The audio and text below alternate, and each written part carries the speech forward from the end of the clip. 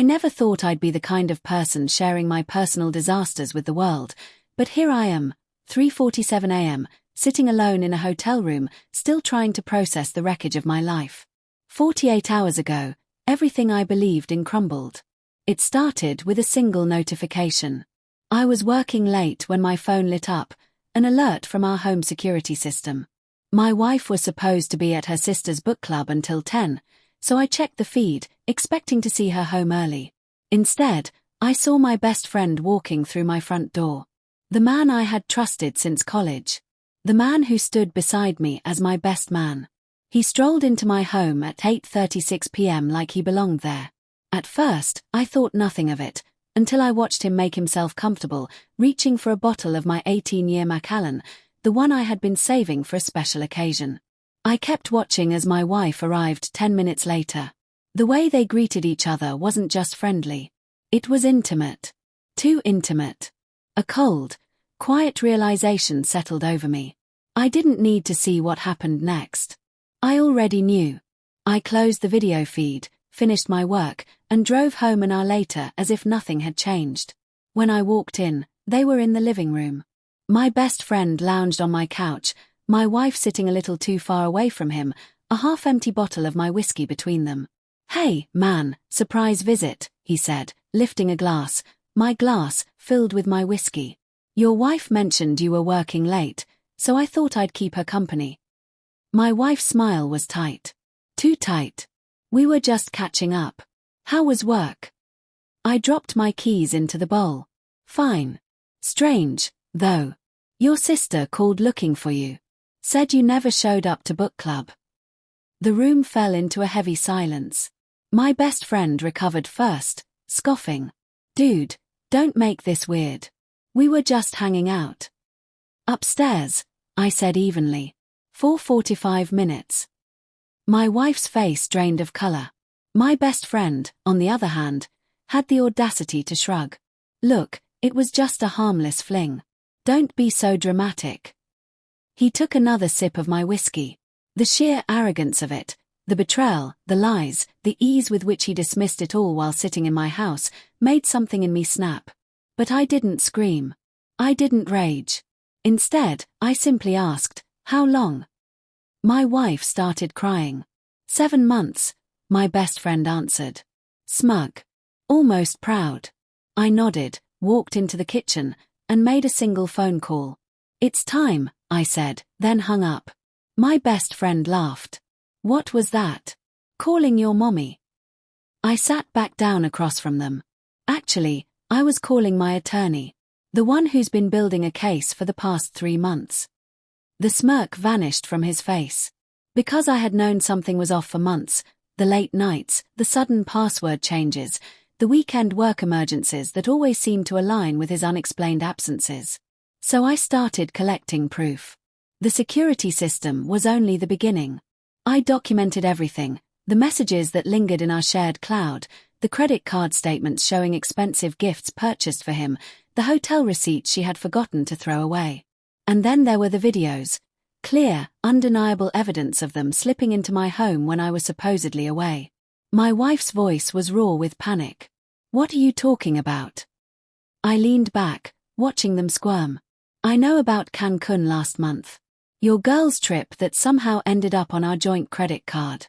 Funny how he posted Instagram stories from the same resort, then quickly deleted them." My best friend shot to his feet. "You're bluffing." I pulled out my phone, opened my email, and turned the screen toward them. The subject line read, "Evidence package. Hold until instructed." I pressed send. Their phones buzzed at the same time. "That email just went to your wife, your business partners, and our entire friend group. Should be an interesting morning for both of you." My best friend stormed out. My wife collapsed, sobbing, begging me to take it back, saying it meant nothing. But I was done. I packed a bag, grabbed my important documents, and what was left of the whiskey. "Where are you going?" she choked out between sobs. "To a hotel. My attorney will be in touch." As I sit here now, my phone won't stop buzzing. 47 missed calls from my wife. 23 from my best friend. Dozens of messages from our friends, all stunned by what they had just received. One message stood out. It was from my best friend's wife. "Thank you for telling me. I'm so sorry." But that wasn't even the best part. Turns out, my best friend had more secrets than just the affair. He was embezzling from his own company. And thanks to the evidence I had collected, his business partners finally had the missing piece. Transfers disguised as vendor payments, all conveniently aligning with the timeline of his affair. His wife called me yesterday.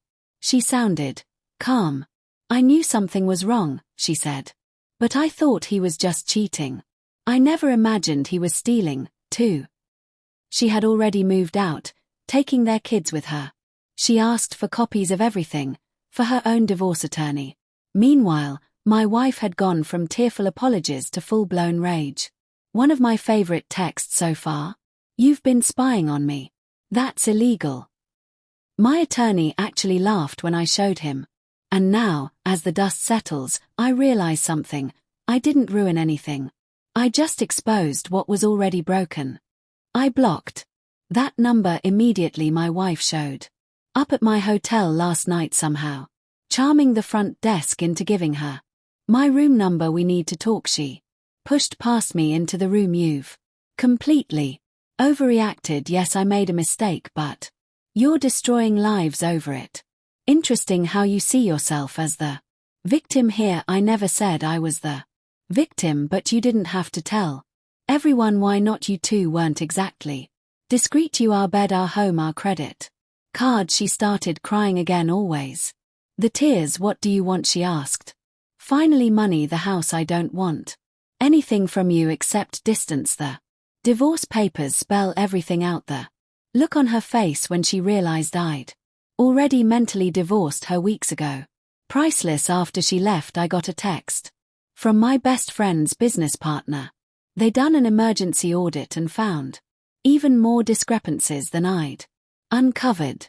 "He's been suspended pending investigation. We owe you one." The text read. Should have seen the signs ourselves this morning. I checked out of the hotel and moved into a short-term rental. First thing I did was put the half-empty whiskey bottle on the kitchen counter. Small victories. I went to our house while my wife was at work to get more of my things. The place felt alien.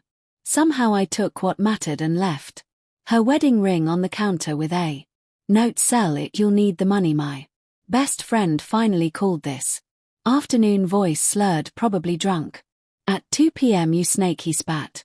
"You've ruined everything." "No, you did that when you decided to sleep with my wife. I just took notes. My wife left me. My business is investigating me. My bank accounts are frozen." Sounds like a personal problem. "I want to make you regret this." I laughed. "Make sure you documented as well as I did." My attorney called later. My wife's finally gotten her own lawyer, who's trying to contest the evidence. Good luck with that. Every photo is time-stamped, every video is dated, every receipt is catalogued. It's exhausting, but I feel strangely calm, like I'm watching someone else's life imploded from a safe distance. Edit to the people DMing me, asking how I got access to their text. I didn't hack anything. My wife used our shared iPad without signing out, and my best friend was dumb enough to use our home WI without realizing our security system logs devices. Like I said, be thorough. Final update. It's been 6 months since my original post, and today I signed the last piece of paperwork. I'm officially divorced and ready to close this chapter. The divorce was finalized faster than expected. My wife eventually agreed to an uncontested settlement. Her lawyer made it clear how badly she'd fare in court. She tried one last attempt at getting more assets, but those timestamp photos of my best friend wearing my clothes in our house while I was away didn't help her case. Financially, we both walked away with what we brought in. No alimony, no extended battles, clean break. My attorney called it the easiest divorce of his career given the circumstances. As for my best friend, his situation went from bad to catastrophic. The embezzlement investigation revealed nearly $246,000 missing over 18 months. His now facing criminal charges with sentencing. Next month his divorce was finalized last week with his wife receiving virtually everything. The most surprising development came 3 weeks ago. My wife reached out wanting to meet in person. Against my better judgment, I agreed to coffee. She looked different. Thinner circles under her eyes, haircut short. The confident woman who once mocked me for being dramatic was gone. I need you to hear something, she said. I'm not asking for forgiveness. I don't deserve it, but I need you to know. Understand what I did now, she explained. That therapy had forced her to confront her actions without excuses. I destroyed someone who loved me because I was selfish, she said simply. I'll regret that for the rest of my life. We talked for almost an hour. No tears, no drama, just acknowledging the death of something that once mattered. I learned that my best friend had apparently started pressuring her almost immediately after my promotion. He told me, you were going to leave me anyway once you got successful. She admitted that you were probably already cheating. I chose to believe him because it was easier than addressing our actual problems. My best friend is apparently a shell of himself, living in a studio apartment, working at his uncle's hardware store while awaiting sentencing. His wife has full custody of their kids. His business has rebuilt without him. Before we parted ways, my wife handed me a small box. Inside was my grandfather's watch, the one family heirloom I hadn't been able to find when I moved out. He took it, she said quietly to PA, when he needed cash. I found it at a local shop and bought it back. That was the only moment I came close to breaking, not because I missed her, but because of how completely they had betrayed me. Down to stealing family heirlooms. As we were leaving, she asked if I thought I could ever forgive her. I already have, I said, not because you deserve it, but because I don't want to carry this anymore. Forgiveness and reconciliation are different things now. For the good stuff, I've been promoted again at work. I'm moving to a new place, but not rented. Fresh start. I reconnected with an old friend from college. We've been seeing each other for about 2 months now. It's early, but it's good.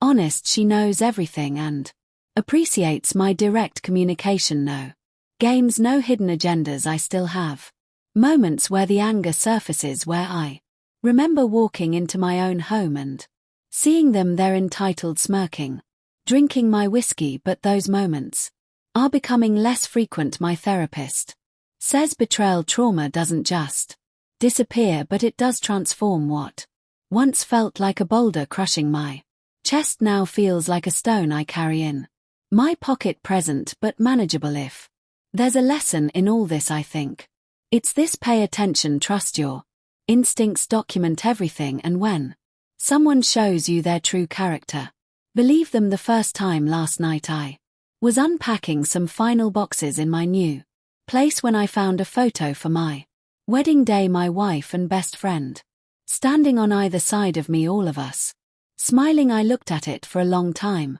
then calmly put it through the shredder. Some things aren't meant to be preserved. Edit. This is truly my final update. Time to close Reddit and live my actual life.